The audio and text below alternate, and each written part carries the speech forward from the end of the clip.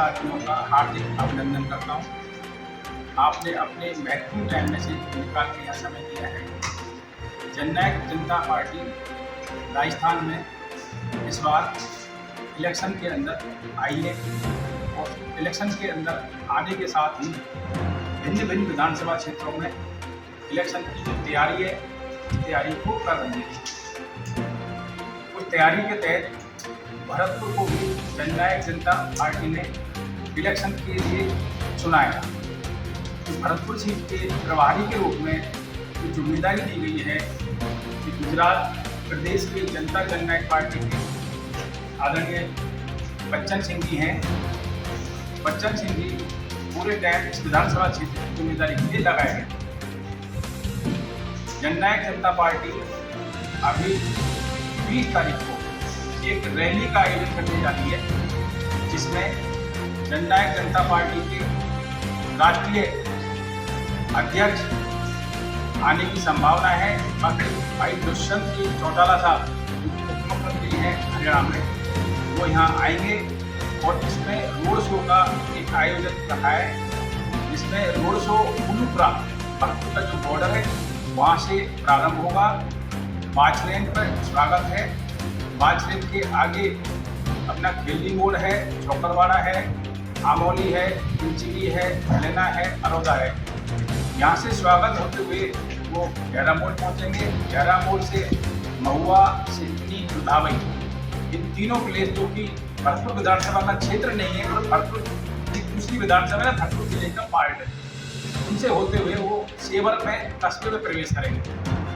Saver कस्बे में प्रवेश करने के बाद में यहाँ पर 5 मिनट का भाषण भी होगा और उनका स्वागत भी रखा गया। वहाँ से निकल के वो सारस चौराहे पे आएंगे। सारस चौराहे पे जो कि मैं यहाँ प्रभारी के रूप में लगाया हूँ, तो भरतपुर चूँकि लोहागढ़ रहा है, यहाँ राज रहा है और जाटों के राज की ये मात्र रियासत जो भरतपुर का जो एरिया पड़ता है पूर्वी राजस्थान में, यहाँ पर जब वो आएंगे तो उनका भव्य स्वागत पार्टी के द्वारा किया जाना है, जिसकी पूरी तैयारी कर ली गई है।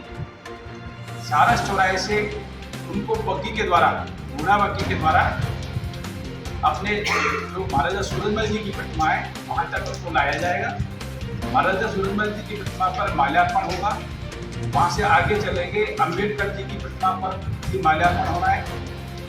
इसके बाद में बिजलीगढ़ चौराहा, बिजलीगढ़ चौराहे से स्वागत और भाषण के बाद में वहाँ से निकल के जाएंगे काली बगीची। काली बगीची से अपना हीरालाल बस स्टैंड, यहाँ से उमेर गेट पे व्यापार मंडल के द्वारा स्वागत है। उसके बाद में जाएंगे red cross circle. Red cross circle पे 10 मिनट के लिए जो काफिला है उसको रोका जाएगा और 10 मिनट के लिए वो टाइम निकाल के मथुरा रोड पर राजा धैनकरण जी की प्रतिमा पर माल्यार्पण करने जाएंगे। वहाँ से वापस रेड क्रॉस सर्किल आएंगे और रेड क्रॉस सर्किल से आरबीएम हॉस्पिटल होते हुए राजा मान सिंह जी की प्रतिमा पर माल्यार्पण करेंगे। राजा मान सिंह जी की प्रतिमा पर से वो जैसे किसान पुत्र है और ये माना जाता है कि शासन की जो व्यवस्था है किसान और कमीरों के हाथ में होनी चाहिए। उसी को ध्यान में रखते हुए राजा मान सिंह सर्किल से सर्किट हाउस तक उनके लिए ट्रैक्टर की व्यवस्था की गई है, जिस पर वो ट्रैक्टर से एक यात्रा का संदेश देंगे और यहाँ से निकल करके वो सबकी आपकी हमारी बात करते हुए तो भरतपुर सीट पे जो भ्रष्टाचार का आलम आज चल रहा है, जो व्यवस्थाएं यहाँ भरतपुर में जो 6 मंत्री हैं, 6 मंत्रियों के होते हुए भी लॉ एंड ऑर्डर की पोजीशन बहुत खराब है, इन सब पर चर्चा करते हुए और हरियाणा में जो विकास कर रहे हैं या हरियाणा में जो विकास की परंपरा है उसका संदेश देते हुए मछामदी, आपके बझेरा, मुंद्रा, चिकसाना, इन गांवों में होते हुए जनसभा भी रखी गई है और जनसभा के साथ में रोड शो का जो अंतिम हिस्सा होगा उसमें एक मीटिंग का आयोजन है, जिसमें मंच तो नहीं बनेगा और रथ के द्वारा ये मीटिंग की जाएगी। हमारे कलाकार हैं वो भी आएंगे, वो भी 2 रथों के साथ में चलेंगे। ये व्यवस्था दुष्यंत चौटाला जी की यात्रा के लिए की गई है जनता जननायक पार्टी द्वारा राजस्थान में चुनाव का एक आगाज कर दिया है। पार्टी आज की जो परिस्थिति है उसमें एनडीए का हिस्सा है राष्ट्रीय स्तर पर, और हरियाणा में भारतीय जनता पार्टी के सहयोगी पार्टी के रूप में हम काम में हैं। भारतीय जनता पार्टी का जो सहयोग हम हरियाणा में कर रहे हैं उसके तहत में राजस्थान में अभी 2 से 3 सिटिंग मीटिंग जो राष्ट्रीय स्तर के नेता हैं उनकी भारतीय जनता पार्टी के साथ में अलायंस को लेकर चल रही हैं, और उनमें जो निर्णय राष्ट्रीय स्तर का जो जनता जननायक पार्टी का राष्ट्रीय नेतृत्व लेगा उसके आधार पर आगे बढ़ने की संभावनाएं, और भरतपुर की सीट को भी अलायंस में पार्टी ने मांगा है कि भरतपुर हेडक्वार्टर की सीट हमें अलायंस में दी जाए। पश्चिमी राजस्थान में भी काफ़ी सीटें मांगी गई हैं। फिर भी चूंकि हरियाणा के अंदर अलायंस ने पहले इंडिविजुअल चुनाव लड़ा था दोनों पार्टियों ने, बाद में वो गठबंधन में आकर के सरकार 4.5 साल से बड़े अच्छे तरीके से चला रहे हैं, जिसमें कभी भी दोनों पार्टियों की ना ऊंच नीच हुई, ना कोई झगड़ा झंझट हुआ, ना कोई परेशानी किसी को हुई।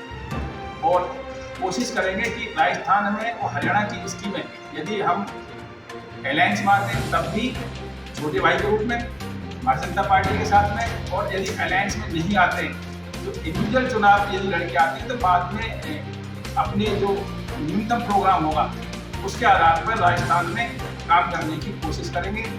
और वर्तमान में विधानसभा का ताला निश्चित ही भारतीय जनता पार्टी के साथ में ये जो अलायंस की बात चल रही है परवान चढ़ती है तो बिना जेजेपी के खुलने की संभावना नहीं है।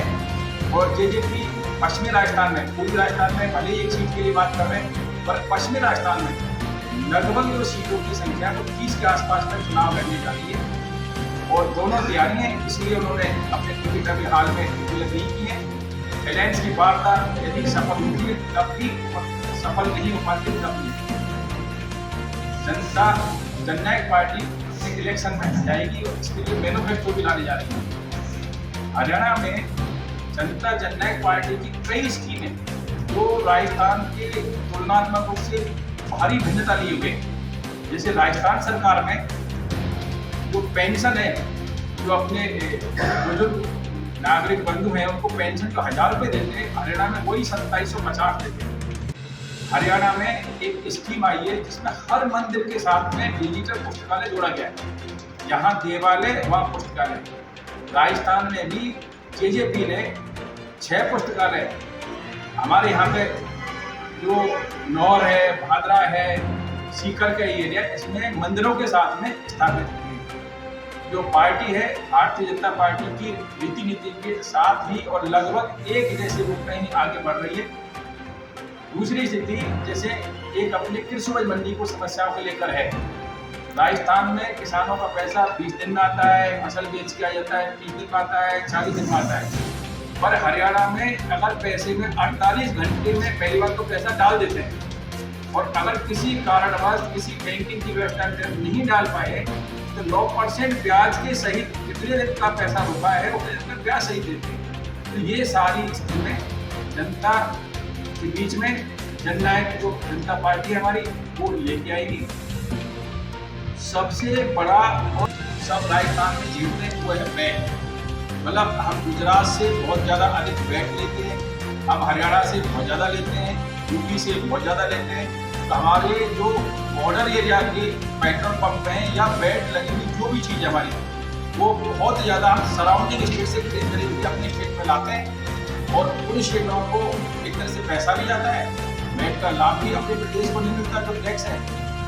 तो उस व्यवस्था के तहत में डीजल पर और पेट्रोल पर वैट की व्यवस्था जो जननायक जनता पार्टी है ये ठेले के चल रही है।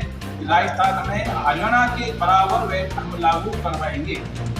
जब हरियाणा के बराबर वैट लागू होगा तो निश्चित ही अन्य सब चीज़ों की कीमतों पर भी फर्क पड़ेगा।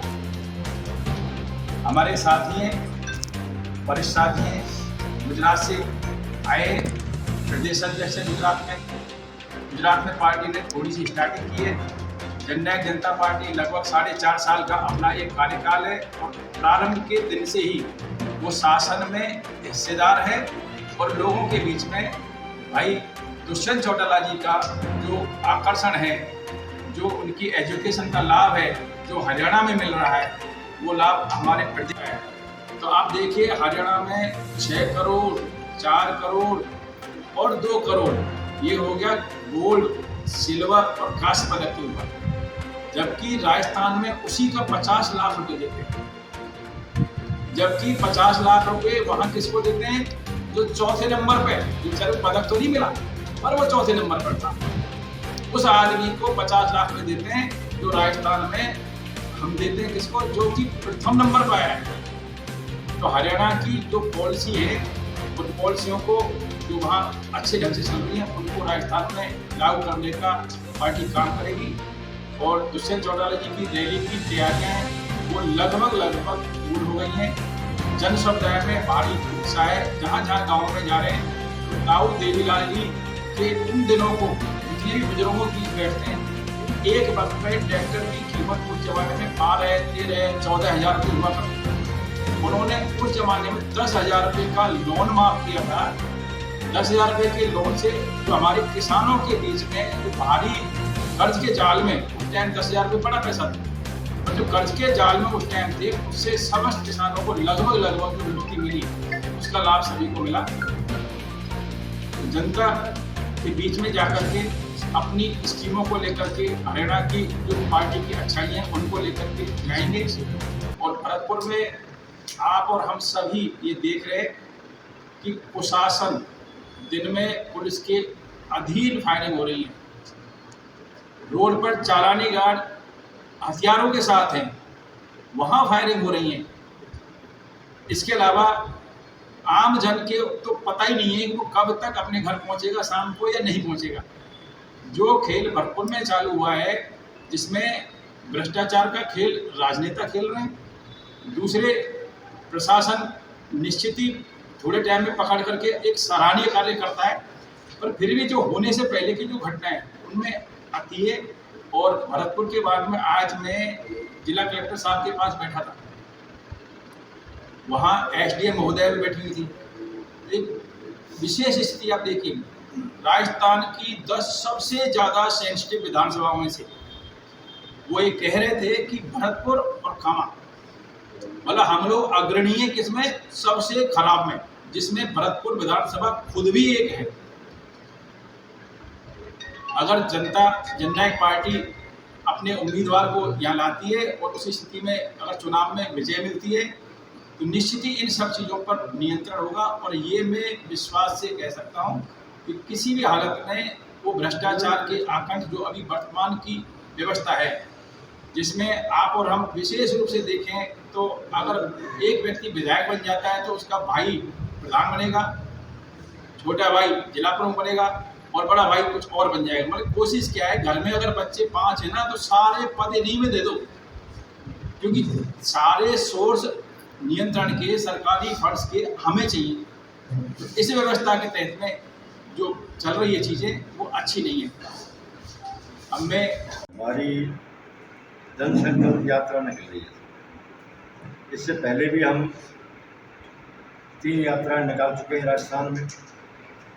19 तारीख को हमारी कोटपुतली में है, 20 तारीख को हमारी भरतपुर में। जो भरतपुर का बॉर्डर का पहला गांव है, गांव तो मेरे को बाहर से उसमें गांव का नाम तो मेरे को उतना ध्यान नहीं है, वहाँ से हम शुरुआत करेंगे। दुष्यंत चौटाला जी हरियाणा सरकार में उप मुख्यमंत्री हैं। उनके साथ उनके मंत्रिमंडल के जो साथी हमारे पार्टी के लीडर, वो लोग भी आ रहे हैं।